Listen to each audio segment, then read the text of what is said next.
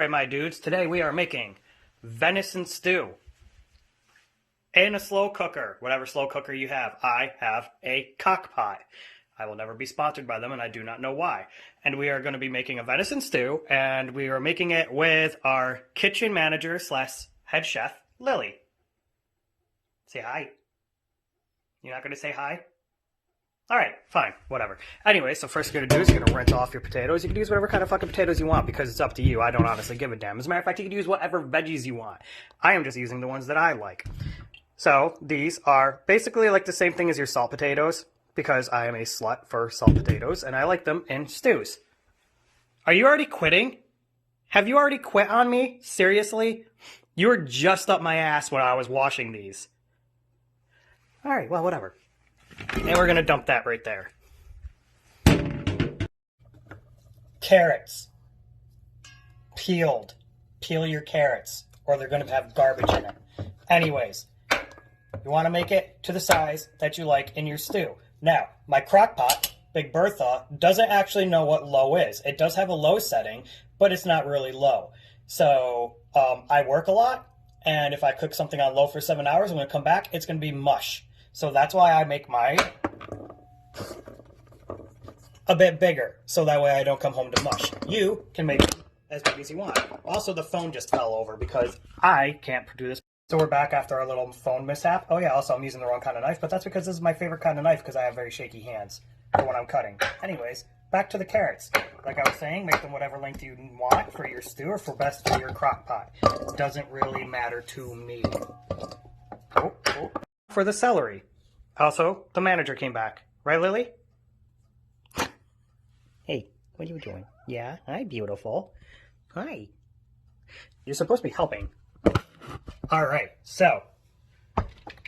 Rinse your celery. If you don't like celery, too bad. It belongs in your stew anyways. So, get it. Cut off the gross ends, because obviously you don't want to eat that nonsense. Well, maybe you do. I don't know. I guess somebody out there probably does. I don't. Gross ends are gross. Okay, so you know that's off. Now, cool thing about celery is that it's stringy as fuck and gross. So, you can just make that whatever size you want. Because it's not going to matter. Generally. So it is true. You still cook it to mush. But it won't be. Now, you're going to take that. And you're going to come right over here to the garbage and throw it in because it's trash. Just kidding. I actually really like celery. Onion, preferably whatever kind you want. I think this is a Spanish one because that's just what I saw first, so that's what I put in my cart. I'm not picky. I like all manners of food. So the easiest way for me is I like to cut it in half, and then taking the outer skin off is just as easy because you already cut it in half, and it just kind of falls right off, like such. Hi, Lily. I see you're back again. She only comes back when the camera is facing the opposite way of her. Now, again, I'm doing this in a stew, so I'm not going to go nuts here. I'm going to keep them relatively full. I cut them into quarters. Use as many onions as you like. It's really obviously on your own taste. I'm probably going to use 2 because these ones are a bit smaller. It's getting there. Look at it. Mushrooms. Halved, quartered, however the hell you want them. I like to put them in towards the end because we want them to cook a little bit slower. We are back, and so is Chef Lily. Hi, Lily. Are you supervising? Yeah, I know you are. Okay, so now we're going to do the seasoning part. Well, there's 2 parts to the seasoning. This is part 1. Now, you can literally throw in there whatever the hell you want, whatever you have around the house. I got these as gifts, so I'm actually going to use these up. This is mushroom gravy and beef stroganoff. And now I know what you're thinking. You're not making beef stroganoff, Chris, but trust me. You could use these for whatever the hell kind of stew you're going to make. There's no science, rhyme, or reason. Just do whatever you like. And I am using both because I'm insane. Also because I'm making a stew that could feed an entire army. Is that? Oh, God. Oh, God. Make a mess.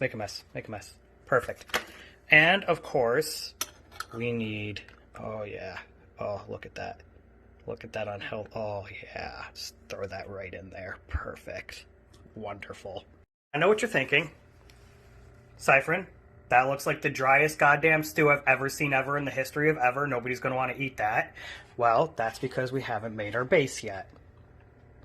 Which we want a cup of broth. You could really use any broth you want.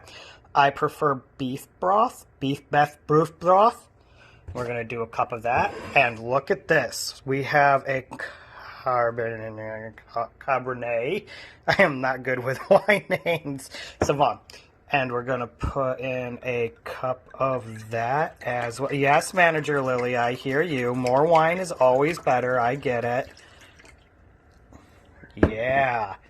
And then you take that, and we're just going to go ahead and pour it nicely right over.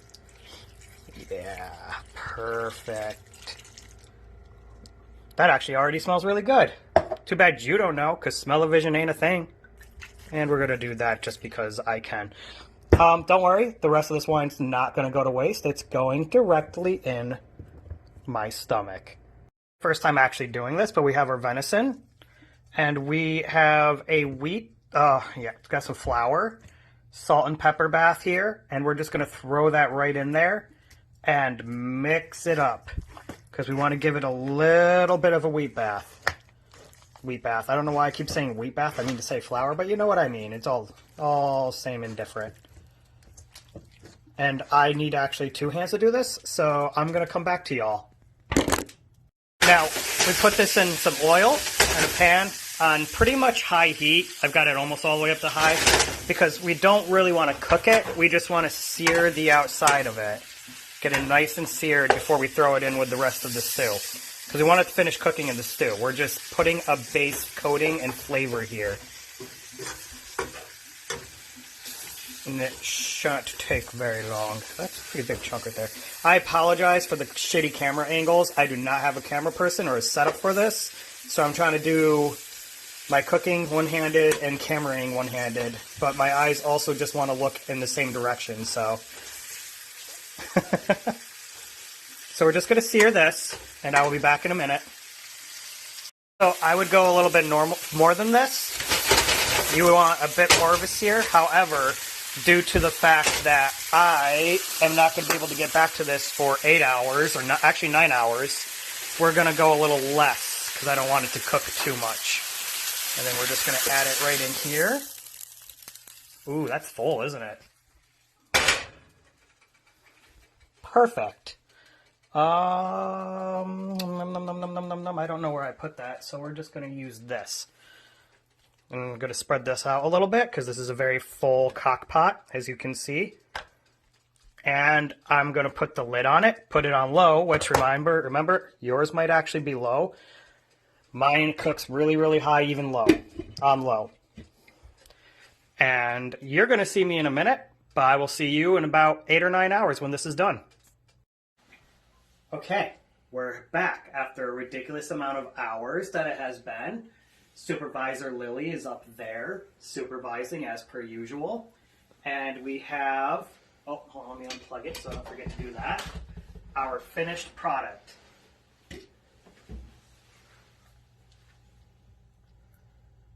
Yeah, good stuff. Smells really good, right? Yeah. All right, let me get a bowl out. And we'll quickly just scoop some into a bowl. Oh, Jesus. Oh, Jesus. There's so much. That is some good stuff. Now, you can also add cornstarch to thicken up your stew if you want to, but I actually don't mind a liquidy stew. Mine is, you know, you can see it's pretty liquidy. It's thick, but it's pretty liquidy still. Now, the one thing you always want to remember is if you're going to do that, cornstarch or flour will work, but you want to put some of this in a bowl, like such, and then mix the flour in, because if you just mix it or cornstarch in, you get dumplings. You mix it into something like that, a little bit liquid, you put it in, stir it, good to go. And that is venison stew in 8 hours or less.